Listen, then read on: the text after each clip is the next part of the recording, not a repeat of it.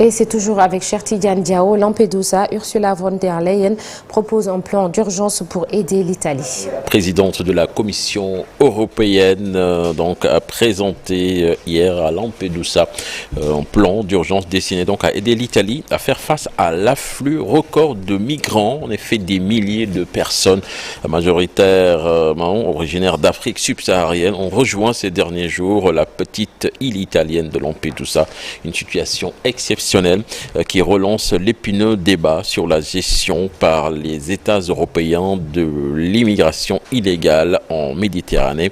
Après avoir visité donc avec la chef du gouvernement italien Giorgia Meloni le centre d'accueil pour migrants de la petite île, Ursula von der Leyen a détaillé donc ce plan d'aide en 10 points destiné donc à répondre à la situation présente, à mieux répartir les demandeurs entre les pays européens et à prévenir donc la répétition d'épisodes d'arrivée massive qui mettent sous forte tension les capacités logistiques et administratives de l'Italie.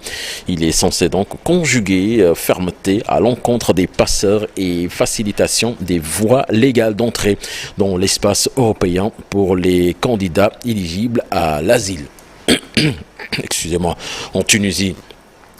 Avec des centaines de migrants chassés du centre de Sfax. Les forces de sécurité tunisiennes, ils ont expulsé ce dimanche quelques 500 migrants subsahariens d'une place dans le centre de Sfax, deuxième ville du pays. C'est après les avoir chassés de leur logement début juillet. Cette expulsion fait partie d'une vaste campagne sécuritaire menée par les autorités contre les migrants clandestins. Le Mali, à présent, avec des hommes armés qui se sont emparés ce dimanche de 2 camps militaires dans le nord du pays. C'est une annonce donc de l'AFP, tandis que en porte-parole d'une alliance de groupes armés à dominante Touareg revendiquée à l'attaque. L'armée malienne a confirmé donc sur les réseaux sociaux que la ville de Léré, dans la région de Tombouctou, avait été attaquée hier vers 13h locale. Elle a précisé que des informations donc plus détaillées vont suivre, mais on ne connaît pas pour le moment le bilan exact des morts, puisque des sources confirment qu'il y a eu des morts durant ces attaques.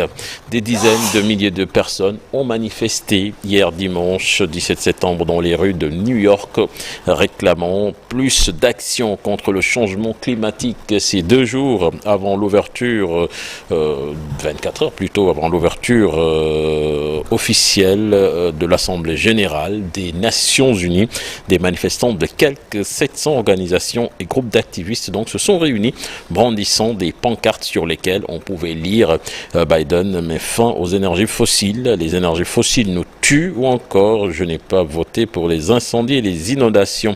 Le président américain donc Joe Biden figure notamment sur la liste des dirigeants mondiaux qui se retrouveront donc à partir d'aujourd'hui à l'ONU pour l'Assemblée générale des Nations Unies, dont l'ouverture officielle donc est prévue ce mardi. Pour boucler, Nata, Moscou et Kiev s'affrontent à partir d'aujourd'hui donc à la Cour internationale de justice dans une procédure lancée par l'Ukraine qui accuse donc la Russie d'avoir utilisé à tort des allégations fallacieuses de génocide pour justifier son invasion en 2022. Des représentants donc des 2 nations en guerre présenteront leurs arguments devant des juges au siège de la Cour.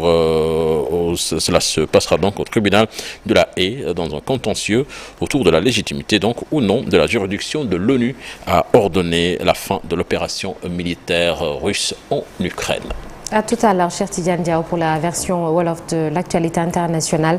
Dans la seconde partie de l'émission, nous serons avec